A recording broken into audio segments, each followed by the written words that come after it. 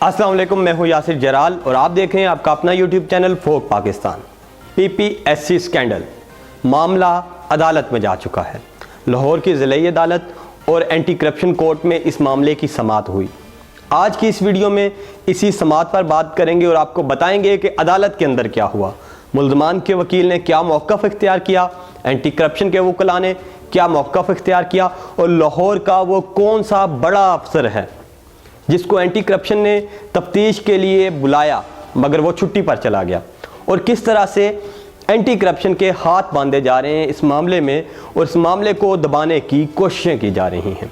आज की इस वीडियो में इसी पर बात करेंगे। इससे पहले कि मज़ीद आगे बढ़ें, अगर आपने अभी तक हमारे चैनल फोक पाकिस्तान को सब्सक्राइब नहीं किया तो अभी सब्सक्राइब कीजिए और साथ लगे बेल के बटन को ज़रूर दबाइए। पीपीएससी का मामला सामने आया जब चंद उम्मीदवारों ने एहतजाज किया।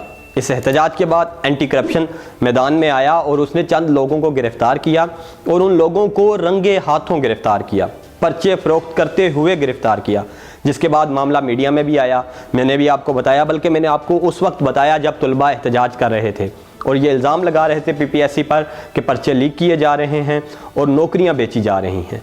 जब कोई नहीं बोल रहा था तो तब मैंने आपको बताया था इस सारे मामले के बारे में, और अब भी जब सब खामोश हो चुके हैं, इस मामले को मीडिया में दबाया जा चुका है, तो मैं आपको बता रहा हूं कि अदालतों में क्या कार्रवाई चल रही है, किस तरह एंटी करप्शन को नाकाम बनाने के लिए कोशिशें की जा रही हैं। सरकारी मशीनरी जो है, ब्यूरोक्रेसी है, वो किस तरह से अपने लोगों को बचा रही है और ख़ुद पीपीएससी क्यों खामोश बैठा है।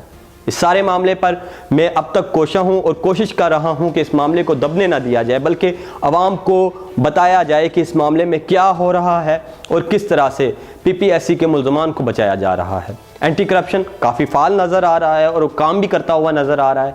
इसी मामले में कोर्ट्स में इस मामले को ले जाया गया, जहाँ पे मुल्ज़मान के वकील की जानब से और एंटी करप्शन के वकला की जानब से बातें सामने आई, जिसके बाद कोर्ट्स ने इब्तदाई तौर पर जो फ़ैसला दिया वो भी आपको बताऊंगा कि मुल्ज़मान इस वक्त कहाँ हैं।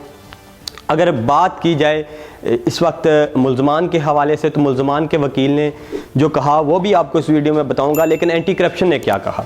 एंटी करप्शन ने कोर्ट में ये कहा कि ये जो मुल्ज़मान हैं, 8 के करीब मुल्ज़मान हो चुके हैं। पहले 4 को पकड़ा, उनके बताए गए मालूमात पर मज़ीद को पकड़ा गया और कुल मिलाकर अब 8 लोग एंटी करप्शन की ज़ेर हिरासत हैं। इन 8 लोगों को जब कोर्ट्स में पेश किया गया तो इनके वकला ने भी दलाइल दिए जो मैं आपको बताऊंगा। लेकिन एंटी करप्शन ने कहा कि ये लोग पेपर बेचने में मुलव्वस हैं, उसके अलावा ये नौकरियां बेच रहे हैं। और एंटी करप्शन ने जो बड़ा इंकशाफ किया वो ये किया कि 7 पर्चे ये लोग बेच चुके हैं, जिनका ये खुद एतराफ़ कर चुके हैं। 250 मिलियन की करप्शन हो चुकी है, जिसका ये खुद एतराफ़ कर चुके हैं। लेकिन एक और चौंका देने वाला इंकशाफ जो इन लोगों ने किया, जो एंटी करप्शन की हिरासत में है, वो ये था कि सिर्फ पर्चे ही नहीं लीक किए जा रहे थे, बल्कि तुलबा के नताइज भी तब्दील किए जा रहे थे। पीपीएससी के कंप्यूटर्स जिनमें तुलबा के रिज़ल्ट्स होते हैं, उन रिज़ल्ट्स को कंप्यूटर्स के अंदर घुसकर तब्दील किया जा रहा था। ये बहुत बड़ा इंकशाफ था। अब तक यही समझा जा रहा था कि पैसे लेकर इंटरव्यू पास कराया जा रहा है, पैसे लेकर पेपर लीक किया जा रहा है, पैसे लेकर नौकरी बेची जा रही है। लेकिन ये पहली बार एंटी करप्शन ने अदालत में बताया कि ये मुल्ज़मान रिज़ल्ट्स तक तब्दील कर रहे थे। इन तमाम तर इंकशाफात के बाद एंटी करप्शन ने अदालत में मौक़िफ़ इख्तियार किया कि जो मुल्ज़मान हैं उनका मज़ीद जिस्मानी रिमांड दिया जाए, ताकि उनसे मज़ीद तहकीकात हो सकें और उन लोगों के नाम सामने आए जो उनके पसे पर्दा काम कर रहे हैं। वो बड़े सरकारी चेहरे, वो बड़े अफसर जो इन लोगों से ये काम करवा रहे हैं, उनको भी बेनकाब किया जा सके। लेकिन अदालत में मुल्ज़मान के वकला की जानब से ये बात सामने आई, उन्होंने ये मौक़िफ़ इख्तियार किया कि जिन लोगों को एंटी करप्शन ने गिरफ़्तार किया है वो बेकसूर हैं और एंटी करप्शन ने उन पर बेबुनियाद इल्ज़ामात लगाए हैं। हमारे लोग इस तमाम तर मामले में मुलव्वस नहीं, बल्कि उनको बेगुनाह मुलव्वस किया जा रहा है। मुल्ज़मान के वकील ने एक बड़ी बात की। मुल्ज़मान के वकील की जानब से अदालत में ये जो बात की गई, ये वही बात है जो उम्मीदवार, जो कैंडिडेट्स एहतजाज कर रहे हैं, उनका जो मौक़िफ़ है, वैसी ही बात मुल्ज़मान के वकील ने कोर्ट में जज के सामने भी की। मुल्ज़मान के वकील ने यह कहा कि इस सारे मामले में चेयरमैन पीपीएससी मुलव्वस हैं। ये लोग नहीं जिनको आपने पकड़ा है, ये लोग नहीं, बल्कि PPSC के चेयरमैन खुद इस मामले में मुलव्वस हैं।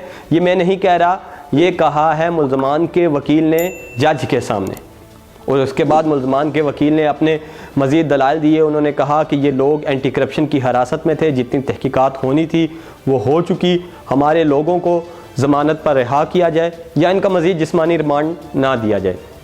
एंटी करप्शन का अदालत में ये मौक़िफ़ था कि जो लोग गिरफ़्तार हैं इनका जिस्मानी रिमांड दिया जाए, जबकि मुल्ज़मान के वकला की जानब से ये दलाइल दिए गए कि हमारे लोगों का मज़ीद जिस्मानी रिमांड ना दिया जाए बल्कि उन्हें ज़मानत पर रिहा किया जाए। अदालत ने दोनों जानब के दलाइल सुने, दोनों जानब की बातें सुनी और उसके बाद अदालत इस नतीजे पर पहुंची कि मुल्ज़मान को जुडिशल रिमांड पर जेल भेज दिया। अब तमाम तर मुल्ज़मान जुडिशल रिमांड पर जेल जा चुके हैं, जबकि एंटी करप्शन की हिरासत में अब कोई भी मुल्ज़म नहीं, और एंटी करप्शन के लिए अब कड़ा इम्तहान शुरू हो चुका है।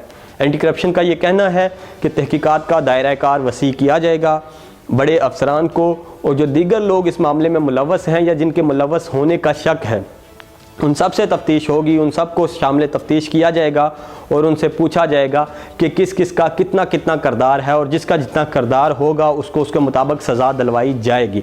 एंटी करप्शन ये कह तो रहा है, लेकिन अब तक के जो अदालत में जो बयानात सामने आए या अदालत में जो चीज़ें सामने आई उनसे लगता है कि अब भी एंटी करप्शन का केस फ़िलहाल मजबूत नज़र नहीं आ रहा। उनके पास इतने शवाहिद नहीं आए कि जिनकी बुनियाद पर असल मुजरमान को पकड़ा जा सके और जो गिरफ़्तार हैं लोग उनको भी सज़ा दिलवाई जा सके। केस थोड़ा सा कमज़ोर नज़र आ रहा है और मुल्ज़मान के जुडिशल रिमांड पर जाने से ये मज़ीद कमज़ोर होता हुआ नज़र आ रहा है। लेकिन दूसरी जानब पंजाब की जो ब्यूरोक्रेसी है वो भी एंटी करप्शन की राह में रोड़े अटका रही है। कैसे रोड़े अटका रही है ये भी आपको बताता हूँ। लगता एंटी करप्शन फ़िलहाल सीरियस लग रही है इस मामले में। PPSC अपने अंदरूनी तौर पर इस मामले को लेकर कुछ नहीं कर रही। पंजाब हुकूमत की जानब से भी इस इतने बड़े मेगा स्कैंडल पर कोई ज़्यादा सीरियसनेस सामने नहीं आई। एंटी करप्शन अगर काम कर रहा है तो उसको काम से रोकने की कोशिशें की जा रही हैं। अब एंटी करप्शन की राह में रोड़े कैसे अटकाए जा रहे हैं, उसके काम को कैसे मुश्किल बनाया जा रहा है, तो आपको बताता चलूँ कि 16 जनवरी 2021 को एंटी करप्शन ने असिस्टेंट कमिश्नर जनरल जो लाहौर के हैं उनको तलब किया था कि उनसे तहकीकात की जा सके इस मामले में। लेकिन जो असिस्टेंट कमिश्नर जो लाहौर के हैं general assistant commissioner general Lahore, उन्होंने बजाय कि वो एंटी करप्शन में पेश होते, उनके सवालों का जवाब देते, उन्होंने कमिश्नर लाहौर को एक समरी अरसाल की जिसमें छुट्टी की दरख्वास्त कर दी।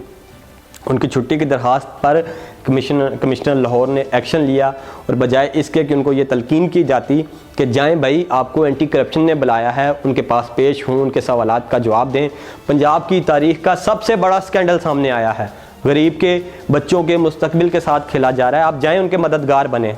लेकिन नहीं, बजाय इसके कि कमिश्नर लाहौर ये कहते असिस्टेंट कमिश्नर जनरल को कि आपको एंटी करप्शन ने बुलाया है, जाएं उनका सामना करें, उनके सवालों के जवाब दें, और पंजाब के बच्चों के मुस्तकबिल के साथ खेला जा रहा है और मददगार बने एंटी करप्शन के और उन लोगों को पकड़ने में मदद दें जो सारे इस घिनौने धंधे में मुलव्वस हैं। लेकिन ऐसा नहीं हुआ। कमिश्नर साहब ने क्या किया कि उस छुट्टी की दरख्वास्त को एडिशनल चीफ सेक्रेटरी को रिकमेंड कर दिया और कहा कि भाई हमारे असिस्टेंट कमिश्नर जनरल साहब को छुट्टी की सख्त ज़रूरत है, उन्हें छुट्टी दी जाए। अब वो 4 माह की छुट्टी पर जा रहे हैं। उनके 4 माह की छुट्टी पर जाने से एंटी करप्शन के काम में रुकावट आएगी, उनको काम करने में मुश्किल होगी, असल मुजरमान तक, असल जो किरदार हैं इस सारे स्कैंडल के, उन तक पहुंचने में मुश्किल होगी। लेकिन नहीं, कोई भी अदारा, ब्यूरोक्रेसी इस पंजाब की किसी को काम नहीं करने देती। और एक बार फिर जब पंजाब के बच्चों के मुस्तकबिल की बात आई है तो ये ब्यूरोक्रेसी अपने लोगों को बचाने में पेश है, बजाय ये कि एंटी करप्शन के साथ तावन किया जाए और उन लोगों को गिरफ़्तार करने में मदद की जाए या अपने लोगों को बचाने में कोशिश कर रहे हैं और देख रहे हैं कि भाई मामला बैठ जाए। मीडिया खामोश हो चुका है, अदालत में केस कमज़ोर होता जा रहा है। एंटी करप्शन के पास कोई खातरखा शवाहिद नहीं है कि जिनकी बुनियाद पर वो उन लोगों को पकड़ सके जो इस धंधे में मुलव्वस हैं। मुल्ज़मान के वकील ये कहते फिर रहे हैं कि चेयरमैन PPSC इस सारे काम में मुलव्वस हैं, लेकिन उन तक कोई अभी नहीं पहुंचा। उनसे हुकूमत की जानिब से कोई इस्तीफ़ा या दीगर कोई मुतालबा नहीं किया गया, हुकूमत की जानिब से कोई कमेटी नहीं बनाएगी। और इस सारे मामले को जहाँ तक मैं देख रहा हूँ वो आने वाले चंद दिनों में ये मामला भी फ़ाइलों की जीनत बनता हुआ नज़र आ रहा है। ये भी किसी पुरानी फ़ाइल में पड़ा हुआ नज़र आ रहा है, क्योंकि ना हुकूमत सीरियस है, ना इस मुल्क का मीडिया सीरियस है। उन्हें ये ब्लडी पॉलिटिक्स में इंटरेस्ट है। नौजवानों के मुस्तकबिल के साथ जो खेल रहे हैं उनको पकड़ा जाए या उनको सज़ा दी जाए, इसमें उनको कोई इंटरेस्ट नहीं है। हमारे जो सीनियर सहाफ़ी हैं वो भी सिर्फ वही बात करते हैं जिसके उन्हें पैसे मिलते हैं।